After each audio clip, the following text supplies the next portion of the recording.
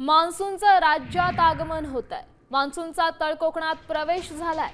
Monsoon संदर्भात हवामान विभागाने अशी माहिती दिली आहे। शेतकऱ्यांसाठी ही आनंदाची बातमी आहे। या संदर्भातली अधिक माहिती देत आहेत आपले प्रतिनिधी विशाल सवणे। विशाल, तर ज्याची प्रतीक्षा होती तो मान्सून जो आहे तो आता राज्यामध्ये दाखल झालेला आहे आणि आपण पाहतोय की आज 6 तारीख आहे आणि काल मान्सून जो आहे तो गोव्यामध्ये दाखल झाला होता आणि आज तळ कोकणामध्ये मान्सून जे आहे तो दाखल झालेला आहे। शेतकऱ्यांसाठी आनंदाची बातमी आहे।